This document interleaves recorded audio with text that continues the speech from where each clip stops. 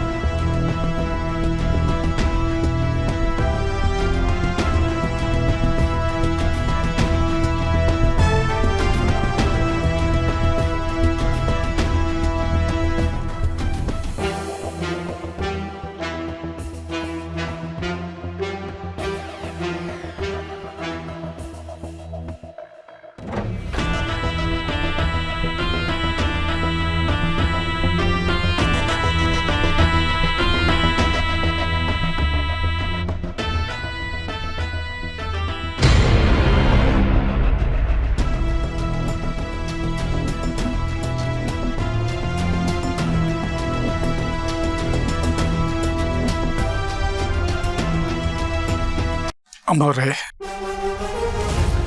ಇದೆಲ್ಲ ನಿಮಗೆ ಸೇರ್ಬೇಕಾದ್ದು. ಓಹೋ ಅಕ್ಕ, ಇವೆಲ್ಲ ನಿಮ್ಮ ಆಸ್ತಿ, ನನಗೇನ್ ಬೇಕಾಗಿಲ್ಲ ಅಂತಿದ್ದಾನೆ.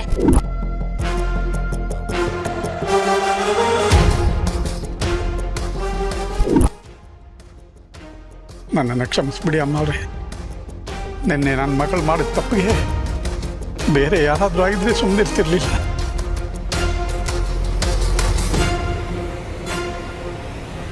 ನೀವು ದೊಡ್ಡ ಮನಸ್ಸು ಮಾಡಿ ಅವಳನ್ನ ಕ್ಷಮಿಸಿ ಹೊರಟೋಗು ಅಂತ ಹೇಳಿದ್ರಿ ಅಷ್ಟೇ.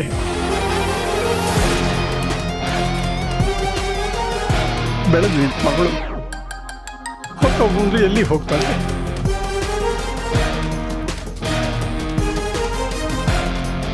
ತಾಯಿ ಇಲ್ಲ ಅವಳಿಗೆ, ಇರೋದು ನಾನೊಬ್ಬನೇ. ಯಾರಿಗಾದ್ರೂ ವಹಿಸ್ಕೊಡೋವರೆಗೂ ನಾನೇ ಕಾಪಾಡಬೇಕು ಅವಳನ್ನ. ಅದಕ್ಕೆ ಕೆಲವು ಸಾರ್ತಿ ಚಿಕ್ಕವ್ರು ಮಾಡಿದ ತಪ್ಪಿಗೆ ದೊಡ್ಡವ್ರ ಶಿಕ್ಷೆ ಅನುಭವಿಸ್ಬೇಕಾಗತ್ತೆ. ಇದನ್ನೆಲ್ಲ ಹೇಳೋದಕ್ಕೆ ತುಂಬಾ ಚಿಕ್ಕವ್ರು ನಾನು. ನಿಮ್ಮ ಮನಸ್ಸಿಗೆ ನೋವಾಗಿದ್ರೆ ಕ್ಷಮಿಸ್ಬಿಡಿ ಅಮ್ಮವ್ರೆ.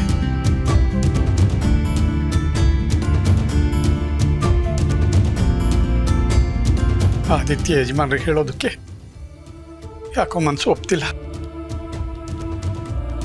ಹಾಗೆ ನನ್ನ ಮಗಳನ್ನ ಬಿಟ್ಟಿರೋ ಶಕ್ತಿ ಕೂಡ ನನಗಿಲ್ಲ.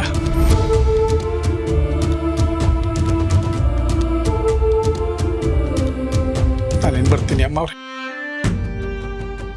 ಆರೋಗ್ಯ ಹುಷಾರಾಗಿ ನೋಡ್ಕೊಳ್ಳಿ. ಏ ಹನುಮಂತು, ಇಡೀ ಪ್ರಪಂಚಕ್ಕೆ ನೀನೊಬ್ನೇ ಡ್ರೈವರ್ ಅನ್ಕೊಂಡಿದ್ಯಾ? ನೀನ್ ಹೋದ್ರೆ ಸಾವಿರಾರು ಜನ ಬರ್ತಾರೆ. ಹೋಗೋ.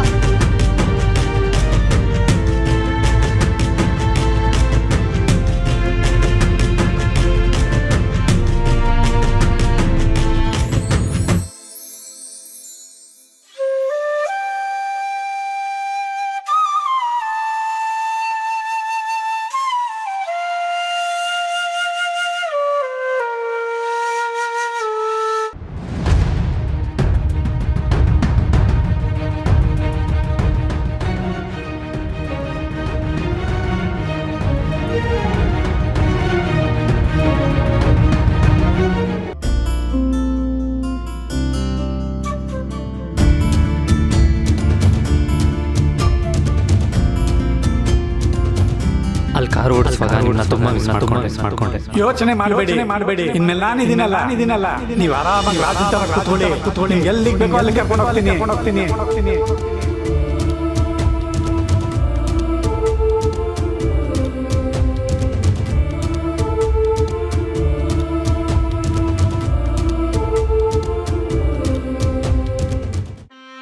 ಅದನ್ನ ಚೆನ್ನಾಗಿ ನೋಡ್ಕೊ, ಯಾವತ್ತೂ ತೊಂದರೆ ಕೊಡ್ಬೇಕು.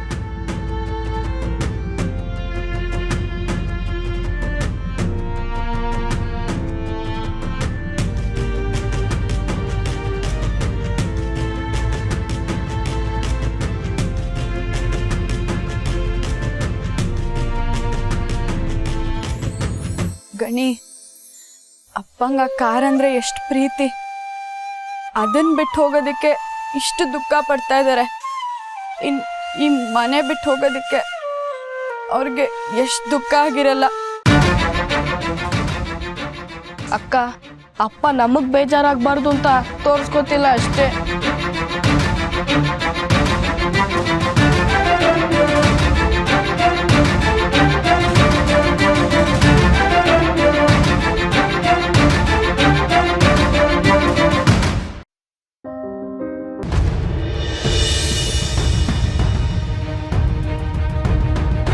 ಹನುಮಂತು ಟೈಮ್ ಆಗ್ತಾ ಇದೆ, ಗಾಡಿ ತೆಗಿರಿ ಹೊರಡೋಣ.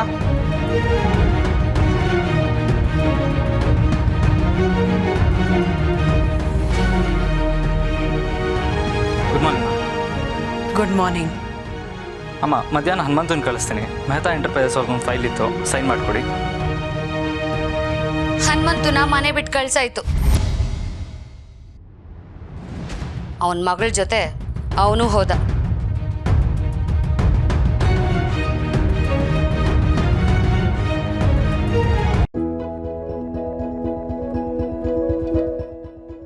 ರಮೇಶ, ನಾ ಹೋಗ್ತೀನಿ ಕಣ, ಹುಷಾರು. ಅಣ್ಣ ನೀವೇ ಇಲ್ದಿದ್ಮೇಲೆ ನೀನು ಹೇಳ. ನಾನು ಎಲ್ದಿದ್ದೇನಂತೋ, ನೀವೆಲ್ಲ ಇದ್ದೀರಲ್ಲ, ಅಮ್ಮವರು ಚೆನ್ನಾಗಿ ನೋಡ್ಕೊಳ್ಳಿ. ಆಗಲಿ ತೆಗಿ.